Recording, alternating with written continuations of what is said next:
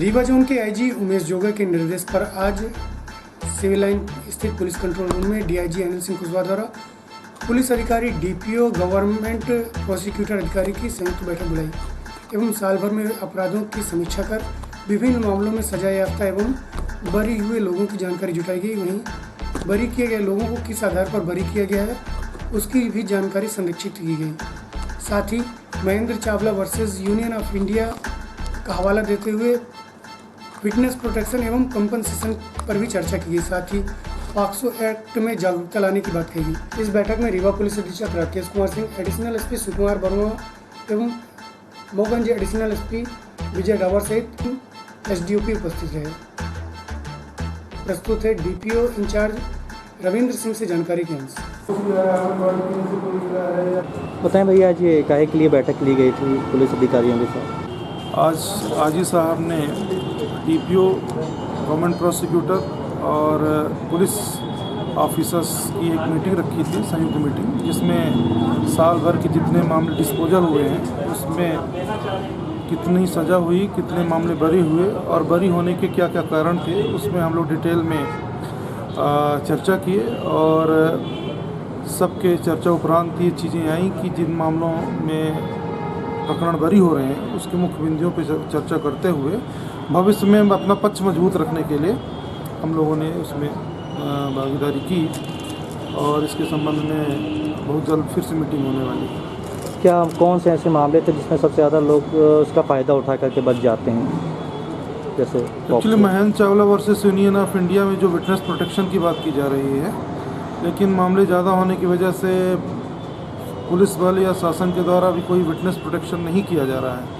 और ऐसे में अगर विटनेस प्रोटेक्शन नहीं हो रहा तो उनके हॉस्टाइल होने के चांसेस ज़्यादा हो जाते हैं, क्योंकि उन पर कई तरह के दबाव भी पड़ते हैं। दूसरी बात देखा जाए तो कई बार इंटरिम कंपनसेशन या कुछ कंपनसेशन के मामले सेक्सुअल ऑफेंसेस में वो भी पूरी तरीके से नहीं हो पा रहे हैं। ऐसी स्थिति में कहीं ना कहीं जो विटनेसेस हैं और जो मामले के फरियादी हैं उनके हॉस्टाइल होने के चांसेस ज़्यादा रहते हैं। तो इस संबंध में भी हम लोगों की चर्चा की गई कि किसी तरीके से हॉस्टिलिटी को कम किया जाए, जिससे वो कोर्ट में आते हुए सही बातें बताएं, जो जैसा उन्होंने एफआईआर कराते समय या पुलिस को विवेचना के समय बताया था उसी तरीके के बयान वो कोर्ट में भी दें, जिससे कि सज़ा का प्रतिशत बढ़ सके। पॉक्सो के मामले देख रहे हैं बहुत ज़्यादा बढ़ गए हैं। पॉक्सो के मामले ज़्यादा बढ़ गए हैं, उसमें से कुछ मामले ऐसे होते हैं जो कि लव अफेयर से रिलेटेड होते हैं, बहुत सारे ऐसे मामले हैं। लेकिन 18 वर्ष से जो भी कम के मामले हैं उसमें पॉक्सो एक्ट लगता है और पॉक्सो एक्ट में मेरे द्वारा ही पैरवी की जा रही है और सुचारू तरीके से पैरवी की जा रही है।